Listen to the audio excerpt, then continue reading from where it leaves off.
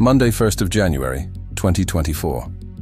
During New Year's night, Russian forces conducted the largest drone strike in the whole war, aiming at Ukrainian cities deep behind the front line.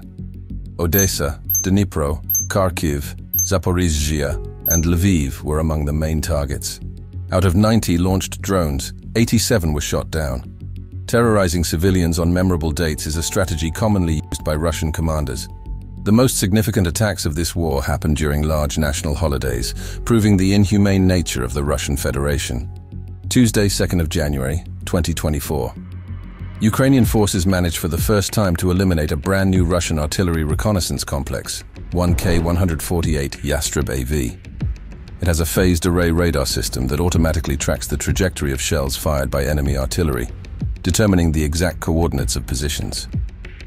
After just one day since the formal announcement of the transfer of this complex to the front line, Ukrainian soldiers successfully identified and properly welcomed it in the battle zone.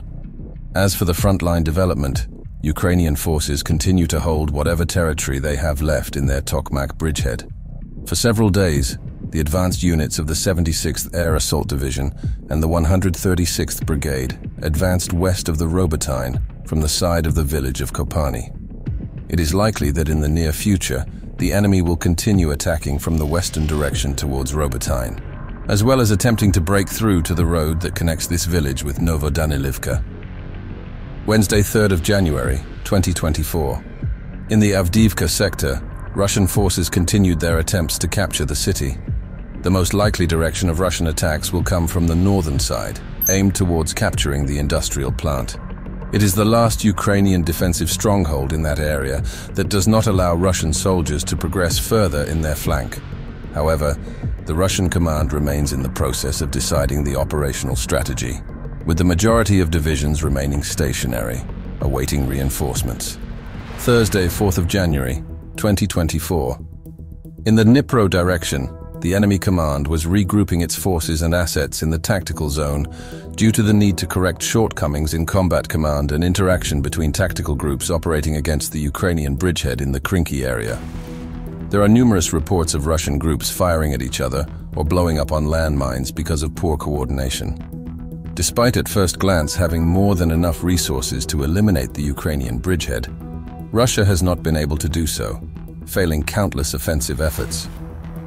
In the Kupiansk direction, units of the enemy's 25th Separate Motorized Rifle Brigade attacked through the forest south of Tavolzhanka. Additionally, near Lyman-Pershi, the Russian 138th Brigade tried to advance towards the left bank side of Kupiansk. A similar effort was made by the 2nd Motorized Division to the southwest of Persha-Travnev. All these attacks turned out to be complete failures. For already over 2 months, Russians have been trying to overcome the Ukrainian defense position in the Kupiansk direction. So far, they had only a marginal advance to the south of Lyman-Pershi village. Out of all operational zones, Kupiansk remains the most unproductive for the Russian command. Friday, 5th of January, 2024. In the Avdiivka direction, Russia has made a number of offensive attempts. In particular, in the northern direction with units of 132nd, 15th, 21st, and 114th Divisions. To the south, near Vodyana village, units of the 55th and 74th Russian Divisions also went on the offensive. As a result, there was no meaningful outcome, and Russian forces withdrew to their initial positions. In this direction, we can observe the enemy's transition from attacks with the massive use of armored vehicles to attacks by assault groups of 8 to 10 people. At the same time, the number of armored vehicles rarely exceeds 3 to 4 units, among which there are no more than 2 tanks. It is unclear how such an approach will play out in the long term.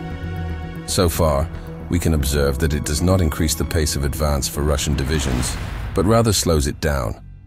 Saturday, 6th of January, 2024. Many reports began to circle around the media regarding a possible Russian offensive towards Kharkiv, one of the largest Ukrainian cities.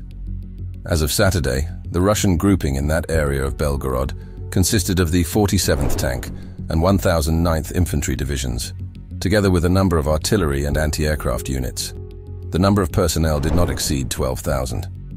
Such trivial force makes any major offensive impossible to conduct. As of now, The main purpose of the enemy grouping of troops deployed in the Belgorod area is to conduct restraining actions and prevent the transfer of certain forces and assets of the Ukrainian armed forces to other operational directions. Thus, the reported offensive towards Kharkiv is extremely unlikely. Sunday, 7th of January, 2024. No major development happened on the front line. Thus, we would like to overview the Russian aerial grouping on the territory of Belarus that serves as a massive striking force. In the Makulishchi airbase, Russia has 5 Mi-8 and 9 Mi-24 helicopters.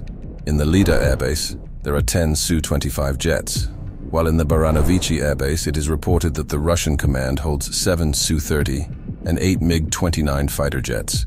Belarusian territory serves as a perfect launching zone for a huge part of Russian aerial bombardments. For years, Belarus remains de facto a part of the Russian Federation that has the authorization to do anything they deem necessary on its territory. In conclusion, during this week, Ukrainian forces have eliminated 4,720 personnel, 39 tanks, 93 APCs, 71 artillery systems, 8 MLRs, 154 UAVs of operational tactical level, and 13 anti-aircraft systems.